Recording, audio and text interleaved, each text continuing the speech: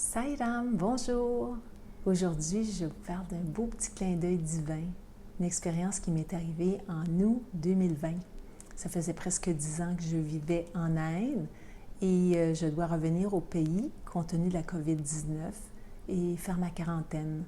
C'est Christiane, l'amie de ma sœur, qui m'offre gentiment son condo. Elle me demande une seule chose en retour, de peindre un mur. Et pour différentes raisons, je dois appliquer plusieurs couches de peinture. Pendant ma quarantaine, je me sens pas très bien, j'ai de la nausée, j'ai pas d'appétit, j'ai des maux de tête, je dois me coucher en plein milieu de la journée, ce qui n'est pas moi. Alors après quelques jours, je me dis, bon, je pourrais peut-être demander à Sri Sai Maharaj pourquoi je me sens ainsi. Et par la même occasion, je me dis, je pourrais peut-être lui demander de bénir une offre d'emploi que j'ai pour travailler dans un restaurant où j'aurais probablement à préparer de la viande et la cuire.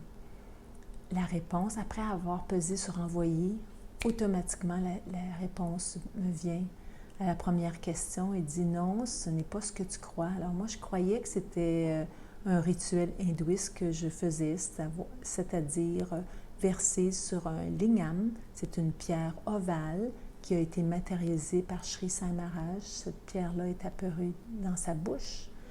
Je mets de la vibhuti, une cendre sacrée, et je verse de l'eau tout en récitant des textes sacrés dédiés à Shiva. Ça fait des années que je bois ce liquide qui contient de la vibhuti et qui est chargé. Mais puisque j'en ai en abondance ici, j'avais décidé de l'utiliser aussi pour l'eau de cuisson. Et je me dis peut-être que ce n'est pas approprié. Alors il me répond, non, ce n'est pas ça. C'est normal que tu te sentes ainsi puisque tu fais de la peinture. La peinture, comment se fait-il que Sri Sai Maharaj sait que je fais de la peinture? Je ne lui ai pas parlé de cela. J'en ai pas parlé aux membres de ma communauté. Je suis vraiment surprise. J'en parle un peu plus tard à quelqu'un que je connais. Il me dit, Martine, j'ai peut-être la réponse à ta question. Il m'a dit, je dis qu'il était partout, puisqu'il a fusionné avec Dieu et que Dieu est le créateur de tout l'univers. Pourquoi n'aurait pas-il accès à cette information?